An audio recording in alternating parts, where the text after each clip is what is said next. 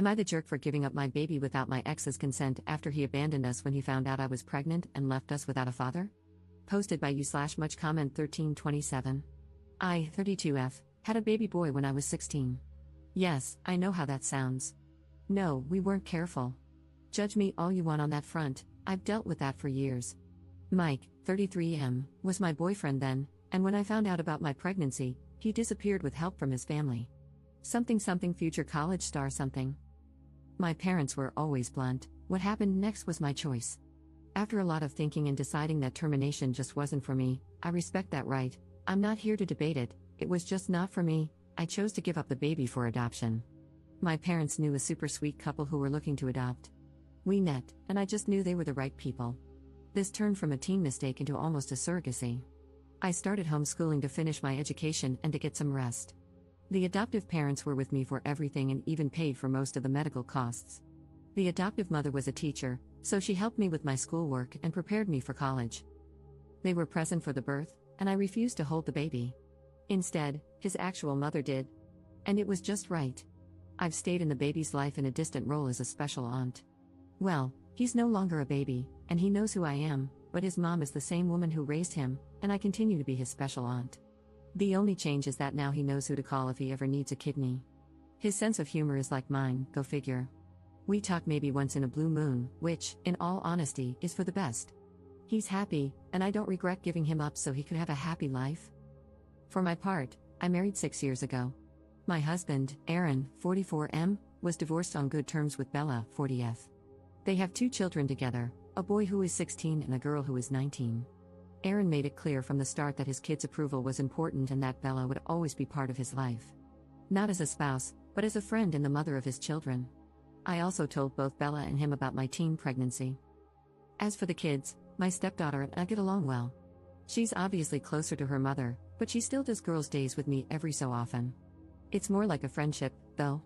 My stepson is incredibly close to me.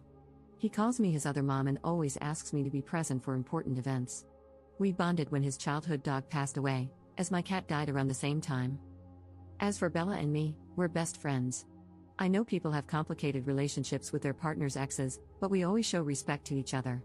I never tried to take her place. I know Aaron and she shared something special long before I was in the picture. That's their history. And I am a stepmom, not a mom. Her place in the kids' lives is not up for competition. The reason for this background is that the whole mess with Mike started when I took my stepson to a medical appointment. It wasn't serious, though he did have to be put under anesthesia.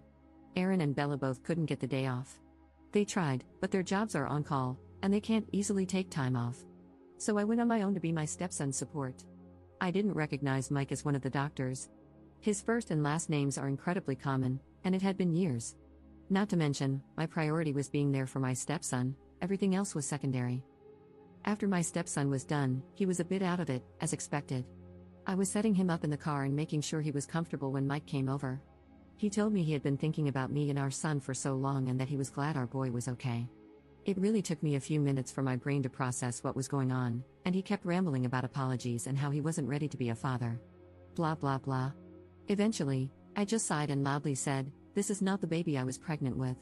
I gave him up for adoption after I gave birth. I am a stepmother. My loopy stepson chimed in with, "Other mom." I had to hold back a smirk, to be honest.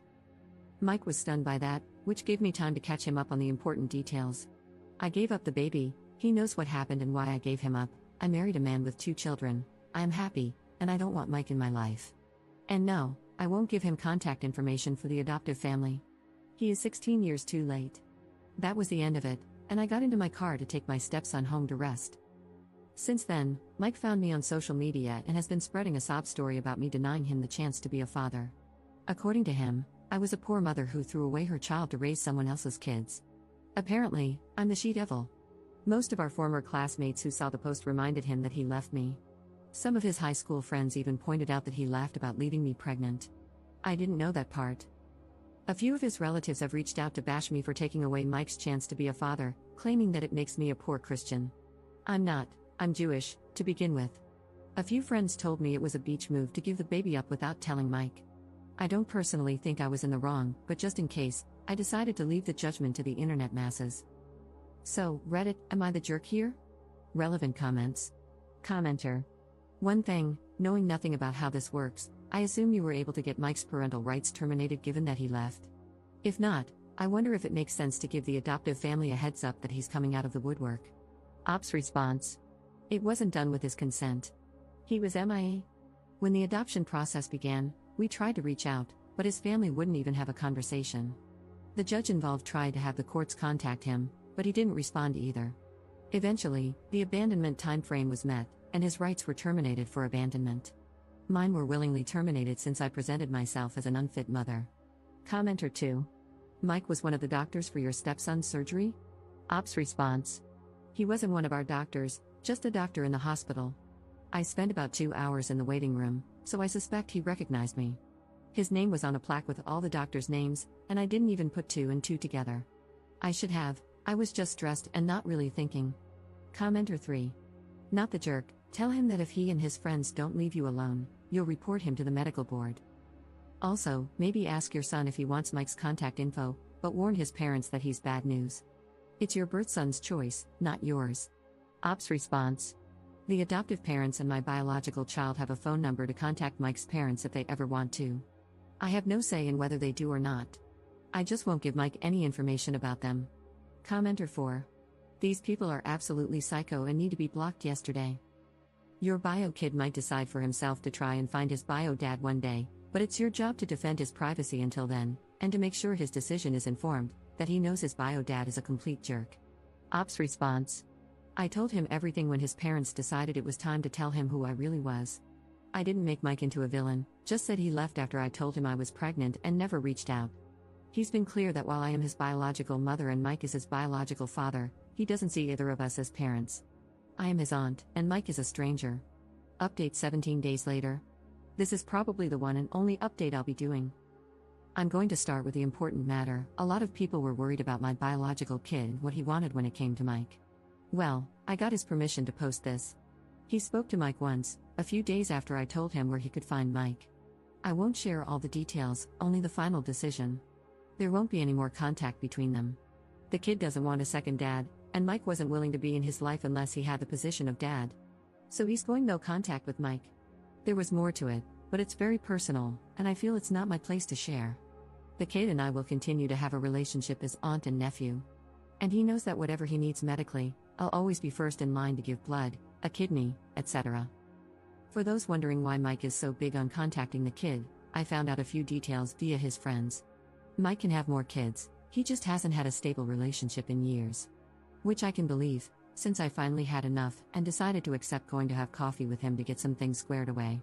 My husband came, of course, but he sat at another table to let me deal with it. I asked him to. The conversation was a dumpster fire, to be honest. Mike brought me flowers and chocolate-covered strawberries, my old favorites. He treated it all like some date. I nipped that in the bud immediately. I introduced my husband and told him we were very much in love and happy, so I don't appreciate any attempts at unwanted romance. Once we sat down, he started by telling me what I already knew, that he had failed relationships. That he felt no woman could meet his standards for a wife and mother to his children since he already saw me as that.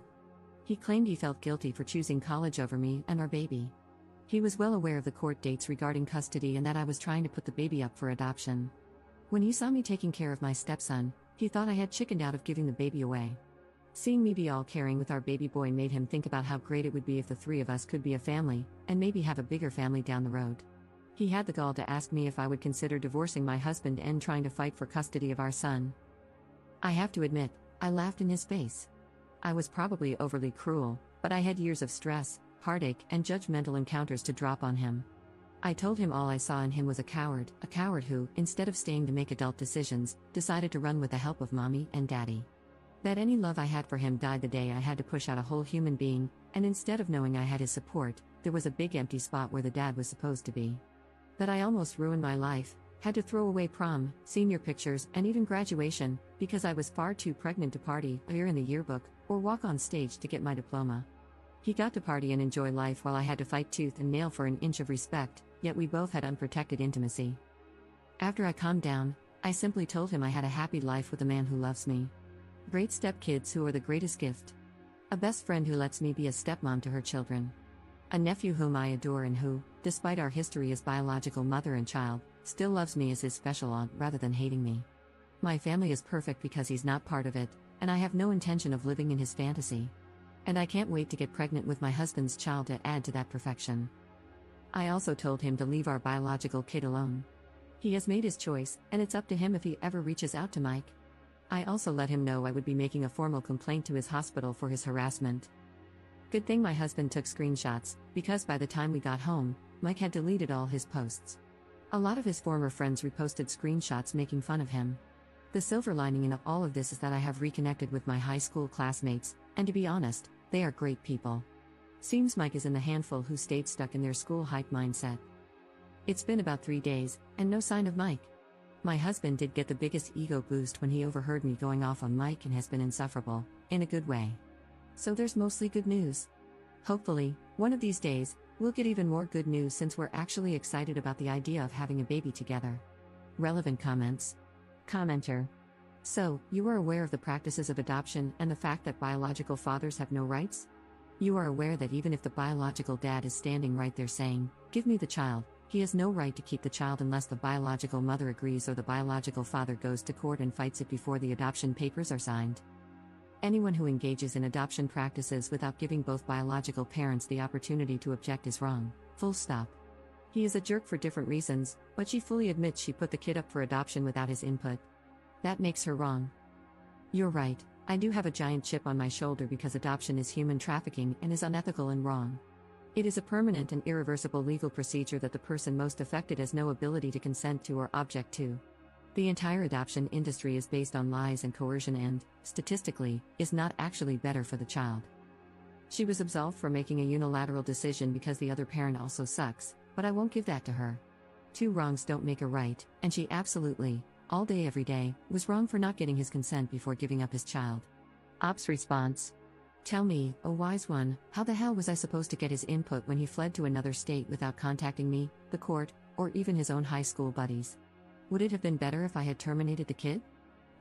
Saved myself the trouble? Should I have ditched him in a river and let wolves raise him, Jungle Book style? Or oh wait, let me guess, I should have raised him in squalor with what little I could make, with no education, no stability, and just pray that one day my sweet Mike would return to save us. Screw off, no kid deserves that crap. He has been loved since the day he came into this world by 2 people who would move earth and sky to ensure he had the best education, the best opportunities, and the best future they could provide, things I couldn't even imagine providing when I was 16. If Mike had really wanted the baby and said so, I would have happily given him custody. If he had wanted to co-parent with all the responsibilities that come with it, dividing costs, providing stability, planning ahead, I would have been 100% on board. But no, he left, he escaped. He chose to disappear. Fine, then I, the person who couldn't run, made the decisions on my own. That's life, honey. Get used to it. You don't get a prize for running away and coming back when the game is almost done. Commenter 2. Call the burn center because there's a 3rd-degree burn coming in. And the person you replied to deserved it.